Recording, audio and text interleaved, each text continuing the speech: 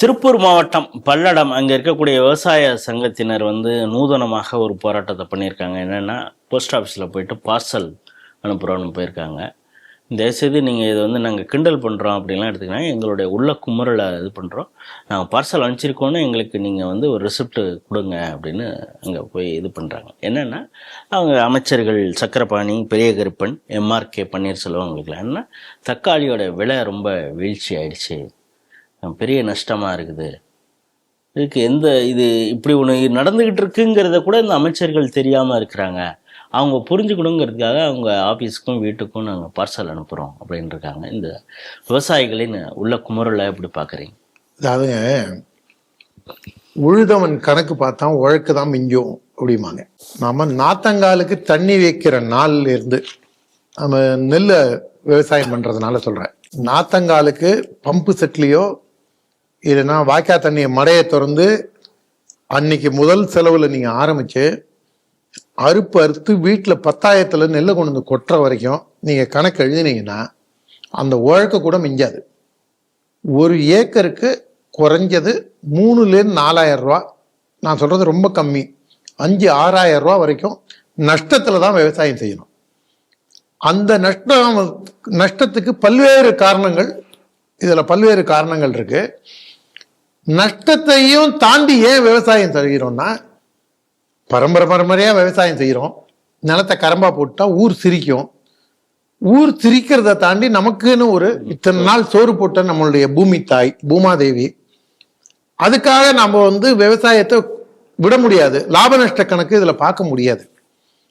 என்னைக்காவது ஒரு நாள் இந்த சூழ்நிலை மாறும் அப்படிங்கிற நம்பிக்கையில போகும்போது தான் வாராது வந்த மாமணியாக நமக்கு பிரதமர் நரேந்திர மோடி அவர்கள் இன்னைக்கு கிசான் சம்மான் யோஜனா அப்படின்னு வருஷத்துக்கு 6,000 ரூபா கொடுக்குறாரு. அது இல்லாமல் கிராப் இன்சூரன்ஸையும் என்ஹான்ஸ் பண்ணியிருக்காரு. 2000 பாரதிய ஜனதா கட்சி ஆட்சியில தான் பயிர் பாதுகாப்பு வந்தது. அதுக்கு முன்னாடி நடிகை வளர்க்கிற நாய்க்கு இன்சூரன்ஸ், நடிகையின் தொடைக்கு இன்சூரன்ஸ், ஆனா விவசாயத்துக்கு இன்சூரன்ஸ் இல்லாம இருந்தது. கிராப் இன்சூரன்ஸ் பாரதிய ஜனதா கட்சி அடல் பிகாரி வாஜ்பாய் காலத்துல தான் பயிர் பாதுகாப்பு இன்சூரன்ஸ் வந்தது. மோடி இப்ப கிசான் சம்மான் கொடுக்குறாரு. அதே பிரதமர் மோடி தலைமையிலான பிஜேபி ஆட்சி தான் இந்த விவசாயிகளுக்கு இதை மோனோபோலியை பைபாஸ் பண்ணி இடைத்தரகர்களை நீக்கி அங்கங்க உங்களுக்கு மண்டிஸ்ல மட்டும் உங்களுக்கு இல்லாம உங்களுக்கு கோல்டு ஸ்டோரேஜ் இது பண்ணி தரணும் விவசாய சட்டம், வேளாண் சட்டம் கொண்டு வந்தாங்க. ஆனா இந்த கிராதகர்கள், ஓட்டிங் மிஷினா பார்க்கக்கூடியவர்கள் இந்த கலவரத்தை ஏற்படுத்தக்கூடிய அளவுல கொண்டு போய் நிறுத்தி நாட்டில் ஒரு தவறான பிரச்சாரத்தை செஞ்சு இந்த மாதிரி ஒரு நல்ல விஷயங்கள் நடக்க வேண்டிய நல்ல விஷயத்தை கெடுத்த பாவிகள் இந்த காங்கிரஸ் தலைமையிலான இண்டி கூட்டணி. அது இண்டி வேற யாரும் தப்பா காதுல விழுந்துற போகுது. ஒரு அரக்கர் மனம் கொண்டவர்களாலதான் விவசாயிகளுக்கு வர வேண்டிய நன்மைகளை தடுக்க முடியும். எப்படி தடுக்க முடியும் அப்படின்னு யாராவது கேட்டா, கோல்டு ஸ்டோரேஜ் கட்டியிருந்தாங்கன்னு வச்சுங்க. மோடி என்ன சொன்னாரு, கோல்டு ஸ்டோரேஜ் வேற எவனாவது கட்டட்டும், அதுக்கு கூட நம்ம மானியம் கொடுக்கலாம், இல்லை நம்ம ஃபண்ட் பண்ணலாம், இல்லை யாராவது லோக்கல்ல இருக்கக்கூடிய வியாபாரிகள் கூட அதை கட்டி ப்ரொக்யூர் பண்ணிக்கிட்டோம், இல்லை வெளி மாநிலத்திலேருந்து இங்க வாங்கட்டும், பல பிளெக்சிபிளான விஷயங்களை கொடுத்தாங்க. இதே விஷயங்கள் தான் 2016 திமுகவோட தேர்தல் அறிக்கையில இந்த வேளாண் சட்டத்துல என்ன மோடி கொண்டு வந்தாரோ அதை தான் திராவிட முன்னேற்ற கழகத்தோட தேர்தல் அறிக்கை 2016 அறிக்கையில இருந்தது. இப்போ நீங்கள் சொன்ன மாதிரி அந்த 3 வேளாண் சட்டம் இப்போ இம்ப்ளிமெண்ட் ஆயிருந்ததுன்னா, இப்போ சண்டிகருக்கு தக்காளி அதிகமாக தேவைப்படுதுன்னா இப்போ இங்கேருந்து வாங்கிட்டு போயிருப்பான். அதுல விவசாயிகள் கொடுக்குற பேட்டியில இன்னொரு முக்கியமான விஷயத்த சொல்றாங்க.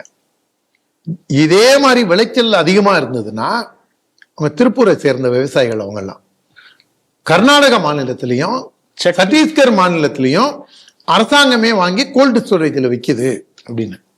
ஆனா தமிழ்நாடு அரசை பொறுத்த வரைக்கும் அவங்க வைக்கிற கோல்டு ஸ்டோரேஜுங்கிறது அவங்களுக்கு கிங் கெமிக்கல்ஸ், அவங்களுடைய இதுல மன்னாருடைய பக்கத்துல டிஆர் பாலுவோட டிஸ்டிலரியிலேருந்து வாங்கணும், ஜெகத் ரட்சகன் டிஸ்டிலரியிலேருந்து வாங்கணும், அப்புறம் அக்கா செல்வி அக்காவுக்கு வேண்டப்பட்டவங்க யாரோ டிஸ்டிலரி வச்சிருக்காங்கிறாங்க, அங்கே இருந்து வாங்கணும், அதுக்கப்புறம் கூட்டணி கட்சிகள் டிஸ்டிலரி வாங்கணும், எஸ்என்ஜே டிஸ்டிலரியில இருந்து வாங்கணும். அதுக்கெல்லாம் வாங்கி ஸ்டோர் பண்ண இடம் பார்ப்பாங்களா? கபர்தார். இந்த வியாபாரிகளுக்கு விவசாயிகளுக்காக நம்ம உதவி செய்யணும். விவசாயிகள் வாழ்க்கையை நம்ம மேம்படுத்திட்டா நமக்கு ஓட்டிங் மிஷின் எவன் உங்களை மோடி வஞ்சிச்சிட்டார் அப்படின்னு சொல்றதுக்கு அவன் போற போக்கில் அதுல அந்த பேசுற விவசாயி வந்து மத்திய மாநில அரசுன்னு சொல்றாரு. அவருக்கு புரிதல் இல்லாதனால அவர் சொல்றாரு. அவர் வந்து அதுல இன்னொரு விஷயமும் சொல்றாரு. அந்த விவசாயி அதை வந்து பதுக்கி வைக்கணும். அதாவது ஒரு போற போக்குல அவரால் ஒரு இதுல சொல்றாரு. அது ஒண்ணும் ஒரு வைக்கிறாங்களா? இப்ப யூரியா வந்து மதுரையில இருந்து நீ எப்படா எடுப்பேன்றான் பாருங்க. கரெக்டா சப்ஜெக்டுக்கு வந்தீங்க. நீங்க தக்காளியோ மாம்பழமோ அழுகக்கூடிய பெரிஷபிள் காய்கறிகள் ஐட்டத்தையோ ஸ்டோரேஜ் கிடையாது. ஆனா அதுக்கு பதிலாக மண்ணு ஃபாரின்ல இருந்து வந்ததுன்னா தூத்துக்குடி துறைமுகத்துல இருந்து வெளியே எடுக்க முடியாது, அங்கேயே கிடக்கட்டும். யூரியா வந்ததா மதுரைக்கு தெற்க கொண்டு போகணுமா 1300 டன் யூரியா. நேற்றுக்கு இளம் சிங்கம் அண்ணாமலை அதையும் தோல் உரிச்சிருக்காரு. அந்த 1300 டன்னையும் நீ எடுக்க கூடாது, எனக்கு வர வேண்டிய கட்டிங் வந்தாதான் எடுக்கணும்னு திமுகவோட உடன்பிறப்பு அதையும் நிறுத்தி வச்சிருக்காப்புல. இதுல வேளாண் அமைச்சிருக்காங்கல்ல, ஒரு விதத்துல எனக்கு சந்தோஷம். எங்க பக்கத்து ஊருக்காரரு முட்டத்தார் எம்ஆர்கே பன்னீர்செல்வம், எங்க மண்ணின் மைந்தன், பை அண்ட் லார்ஜ் வந்து லோக்கல்ல இருக்கிறவங்களுக்கு இம்சை கொடுக்காம இருக்கக்கூடிய மனிதர்.